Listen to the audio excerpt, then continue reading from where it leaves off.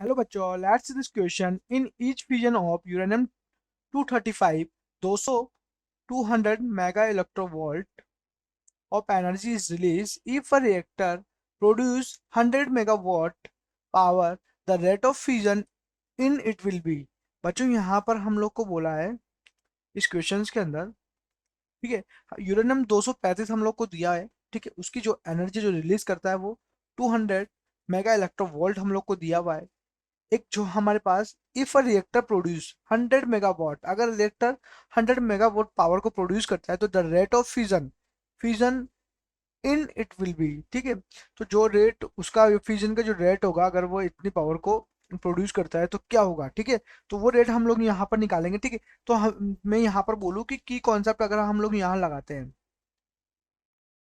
Questions का जो की कॉन्सेप्ट है बचा, तो की कॉन्सेप्ट अगर मैं यहाँ लगाता हूँ तो की कॉन्सेप्ट क्या है बच्चों, कि यहाँ पर पावर का जो फॉर्मूला होता है इस जगह पर वो क्या होता है यहाँ पर, कि number of fusions, number of fusion, ठीक है, upon time multiply by energy. यह फॉर्मूला क्या होता है हमारे पास, तो इस फॉर्मूले के हेल्प से हम लोग क्या करेंगे, रेट ऑफ फ्यूजन निकाल सकते हैं, बिल्कुल निकाल सकते हैं बच्चा। यहाँ पर हम लोग रेट ऑफ फ्यूजन, ठीक है। तो मैं यहाँ पर यह फॉर्मूला लगा देता हूँ बच्चा, ठीक है। अब इस फॉर्मूले को जब मैं लगाता हूँ यहाँ पर, तो मैं यहाँ लिखता हूँ बच्चों, ठीक है, ठीक है, कि जो पावर है मेरे पास, जो पावर है, ठीक है, हम उसको लिखते हैं n upon t, number of fusion, ठीक है, मल्टीप्लाई बाई एनर्जी, राइट, ठीक है। देन हम लोग, मैं इसको लिखता हूँ n upon t equal to power upon energy, right, लिख सकते हैं, बिल्कुल लिख सकते हैं बच्चों, ठीक है। इसको लिख सकते हैं ना, बिल्कुल लिख सकते हैं, ठीक है।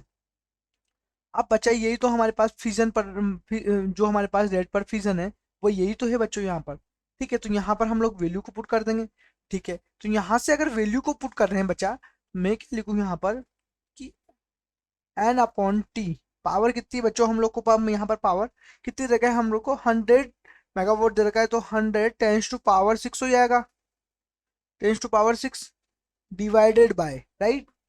अब हमारे पास क्या है, एनर्जी। अब एनर्जी है तो हम लोग बोल रहे हैं यहाँ पर, एनर्जी हम लोग को बोला है इसने कि एनर्जी है हमारे पास, क्या है बच्चों यहाँ पर, एनर्जी है, ठीक है। 200 मेगा इलेक्ट्रोवोल्ट है, it means 10 to power 6 electron की क्या होता है उसका वैल्यू, 1.6 10 टू पावर -19, राइट, लिख सकते हैं। अब बच्चा इसको सोल्व करते हैं हम, फाइनली इसको सोल्व करते हैं, 10 की पावर 6 से 10 की पावर 6 कैंसिल आउट हो जाएगा, 2 जीरो से 2 जीरो कैंसिल आउट हो जाएगा बच्चों। यहाँ पर हमारे पास क्या बचेगा, 1/2 multiply by 1.6 into 10 to power -19, right, ठीक है। तो मैं इसको क्या लिख सकता हूँ बच्चों, इसको लिख सकता हूँ मैं फाइनली 3.125 इंटू 10 टू पावर 18, ठीक है, ऊपर लेके जाएंगे तो प्लस में जाएगा 18, ठीक है। अब इसकी जो यूनिट है बच्चों, तो इसको क्या लिख सकते हैं हम लोग यहाँ पर सेकंड, क्या लिख सकते हैं बच्चों यहाँ पर सेकंड। तो फाइनली अगर मैं बोलूँ यहाँ पर कि एन बाई जो टी का हम लोग के पास फ्यूजन फ्यूजन जो fusion of rate of fusion हम लोग को निकालना था, तो वो क्या है बच्चों यहाँ पर, यह हमारे पास रेट ऑफ फ्यूजन हम लोग ऐसे इसको निकाल सकते हैं बच्चों। तो हम लोग बोल सकते हैं ये जो हमारे पास आंसर से, ये हमारे पास क्या है, फाइनल आंसर से बच्चों। तो यहाँ पर हम ऑप्शंस को देखें, तो ऑप्शंस फर्स्ट में देखो यहाँ पर मिनट दे रखा है, इट मीन्स यह होगा नहीं। ऑप्शन बी की बात करें बच्चा, तो यहाँ पर 10 की पावर 17 में दे रखी, तो ये भी गलत होगा। ऑप्शन सी की बात करें तो यहाँ पर मिनट में दे रखा है, तो ये होगा नहीं। हम ऑप्शन डी की बात करते हैं जो कि हमारे पास करेक्ट आंसर होगा। ये हमारे पास क्या है बच्चों, ये जो डी वाला ऑप्शन है ये परफेक्ट ऑप्शन, परफेक्टली हम लोग के पास क्या है, ट्रू ऑप्शन है।